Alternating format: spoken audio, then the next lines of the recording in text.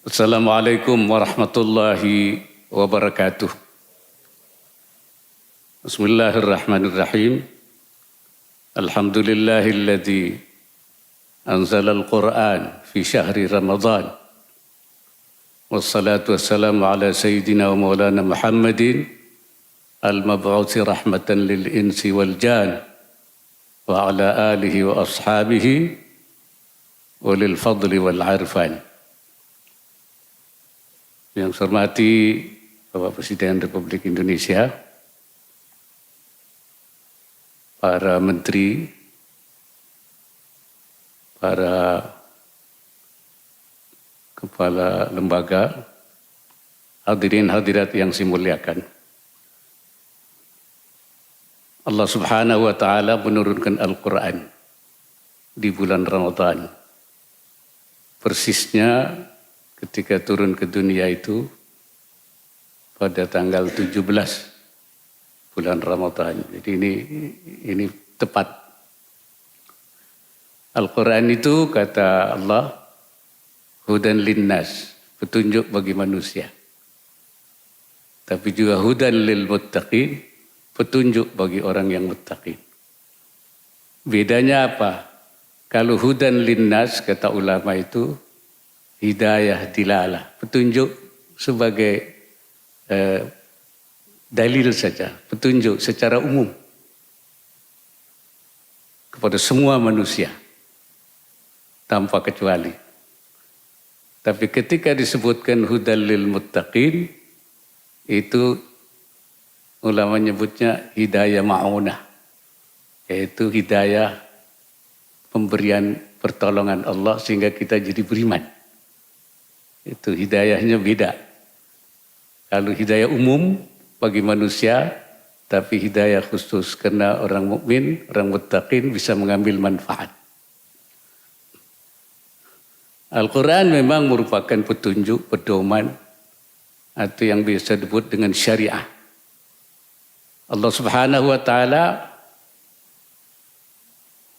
memberikan aturan kepada manusia supaya hidupnya itu teratur bahagia. Disebut sebagai nizam rabbani. Aturan Tuhan itu ada dua. Yang satu nizam kauni namanya, aturan alam, hukum alam. Hukum alam itu ya, kalau api itu panas, kalau hutan dirusak itu, jadi terjadi kerusakan, lingkungan berdampak. Itu semua hukum alam. Namanya nizam kauni. Yang kedua, nizam tasyri'i, aturan syariah. Itu yang ada di dalam Al-Quran. Bedanya kalau nizam kauni itu orang nggak bisa milih. Yang melanggar pasti kena akibatnya. Jadi harus sesuai dengan hukum alam. Kalau tidak, itu akan terkena dampaknya. Ulama menyebutnya majbur. Artinya dia tidak ada pilihan. Kalau megang api, ya panas, kebakar. Enggak ada pilihan. Tapi kalau hukum syariah, boleh pilih. Mau menjalankan, silakan. Mau tidak menjalankan, silakan. Cuma nanti tunggu akibatnya saja. Ya, faman syaa falyu'min wa man syaa falyakfur. Yang mau beriman silakan, yang tidak beriman.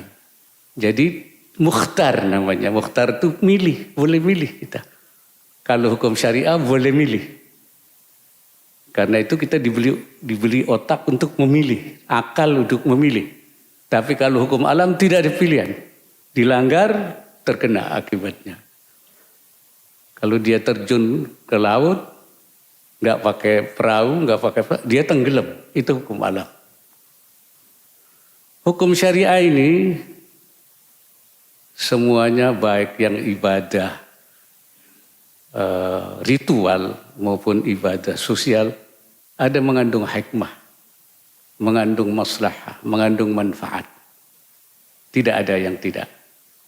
Imam Ibnul Qayyim mengatakan inna syari'ata mabnaha wa asasaha 'alal hikami wa masalihil ibad. Syariat itu bangunannya, asasnya dibangun di atas hikmah-hikmah. Artinya ada manfaat. Wa masalihil ibad, dan kemaslahatan hambanya. Semuanya untuk kemaslahatan hamba. Wa hiya adlun kulluha. Syariat itu semuanya adil. Tidak ada yang tidak adil. Aturan-aturan di dalam syariat itu semua adil. Karena si pembuat syariatnya Allah Subhanahu wa taala tidak punya kepentingan apa-apa. Maka adil. Beda kalau manusia yang membuat, mesti ada kepentingannya di situ. Ada interestnya ada. Tapi kalau hukum Allah itu tidak ada. Ghaniyun 'anil alamin, Allah tidak butuh tapi untuk kemaslahatan hamba. Oleh karena itu adlun kulluha, semuanya. Wa rahmatun kulluha, semuanya rahmat. Wa maslahatun kulluha, semuanya maslahat. Wa hikmatun kulluha, semuanya hikmah.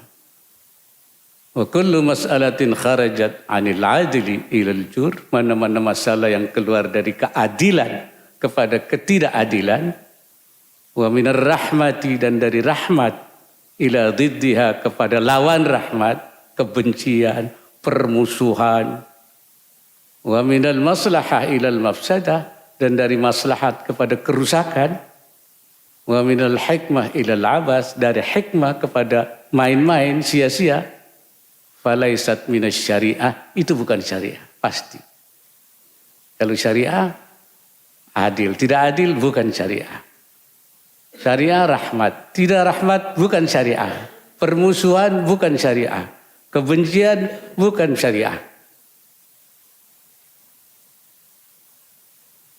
Wa in udkhilat fiha bitta'wil, walaupun masukkan sebagai syariah dengan tafsiran-tafsiran, ditafsiri ini syariah. Tapi kalau itu tidak adil, itu kebencian, itu permusuhan, itu kerusakan, main-main, itu bukan syariah. Itu pasti. Walaupun pakai tafsir, pakai takwil, pakai apa-apa. Fasyari'atu adlullahi baina ibadi. Syariat itu keadilan Allah di antara hambanya. Wa rahmatuhu baina khalqi, dan rahmatnya Allah di antara makhluknya. Wa dhilluhu fi ardi, dan naungan Allah di buminya. Wa hikmatu ad-dallatu alaihi wa ala sidqi rasulihi, dan merupakan hikmah yang menunjukkan keberadaan Allah dan kebenaran Rasulnya. Hadirin sekalian, jadi seluruhnya itu pasti mengandung hikmah. Puasa yang kita lakukan, ini ada hikmah. Bukan satu, banyak hikmah. Karena itu puasa itu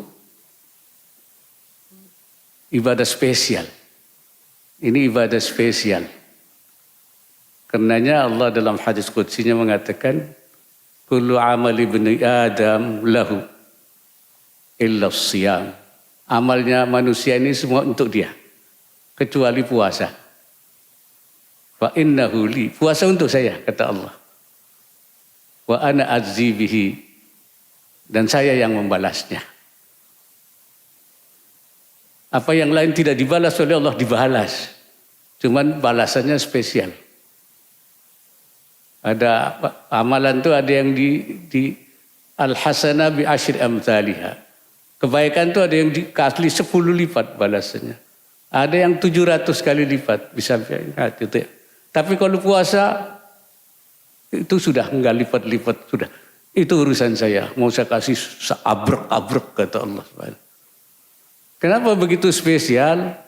Ulama mengatakan li khafaihi, karena puasa itu samar. Enggak jelas. Antara orang puasa tidak puasa tidak ada bedanya. Enggak ada bedanya. Bahkan ada cerita ini, ada pejabat lah, itu kira-kira pejabat ceritanya itu. Lalu malam sahur, pulang buka sore di rumah. Ya karena memang nggak kelihatan antara puasa tidak puasa itu nggak kelihatan. Satu ketika dia sakit perut. Jam 3 lah kira-kira begitu. Muntah. Begitu muntah keluar baksonya. Istrinya kaget. Perasaan sahurnya nggak ada baksonya itu.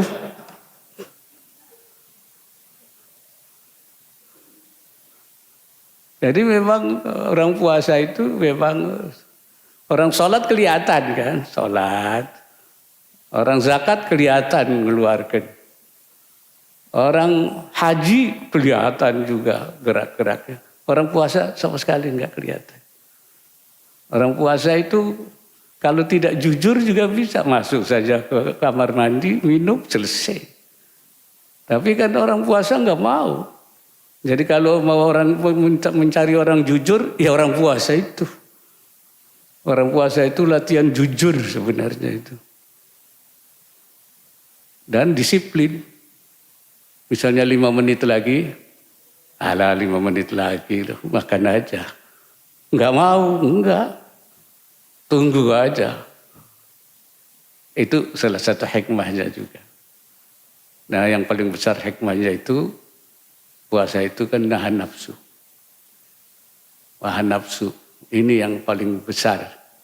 Karena nafsu itu perang sepanjang hayat.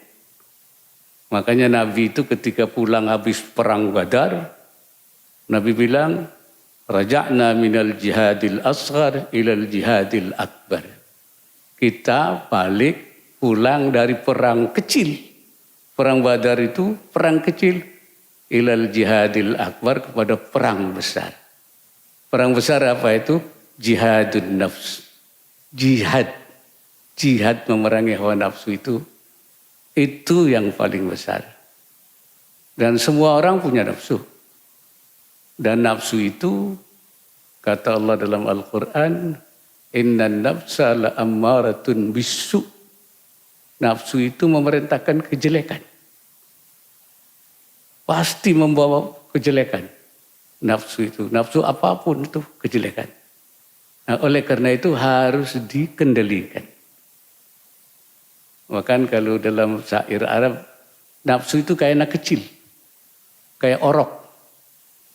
An-nafsu katifli. Seperti bayi.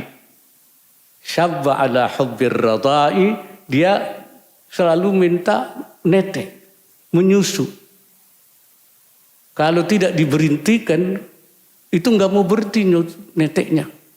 Sampai besar. Sampai besar bukan sampai 40 tahun lah. Itu lain lagi, itu kalau 40 tahun lain lagi itu. Jadi wa in taftim huyam fatim, kalau kita sapi, kita hentikan.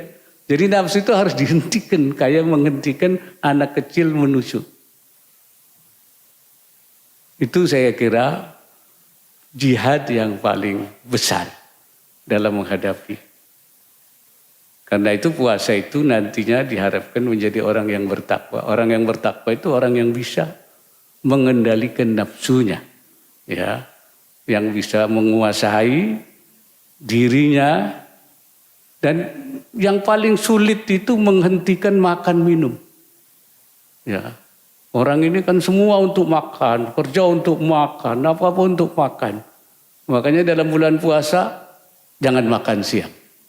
Sebenarnya bukan nggak makan siang, makannya dipindahkan. Jadi dipindahkan ke sahur.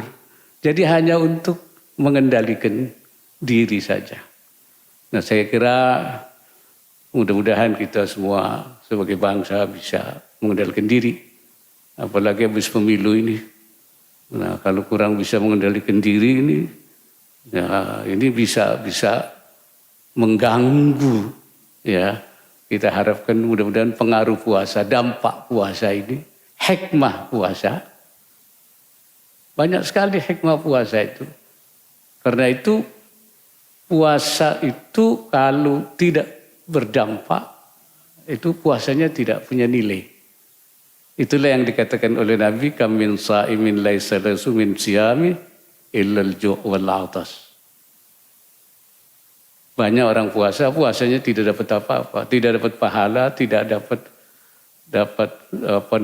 dampak, kecuali hanya dapat lapar dan haus saja.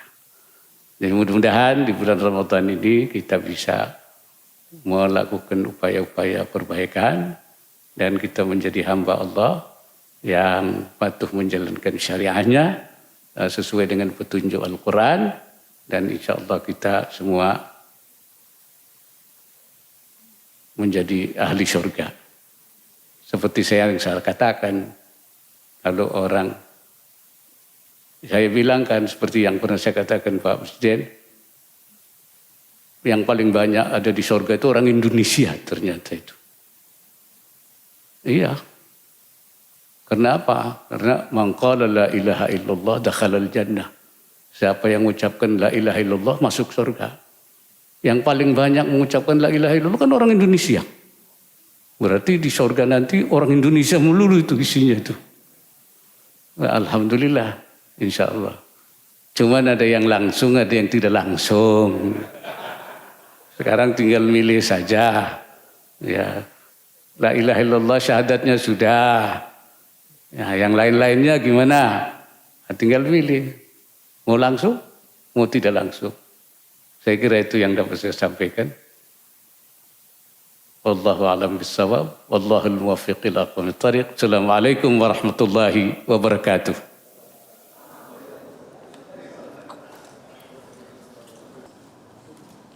Allahu Akbar.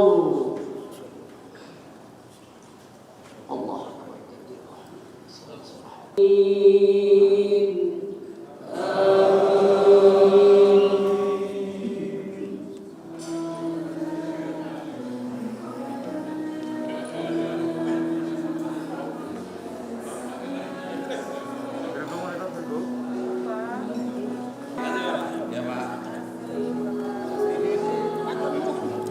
Oh ya.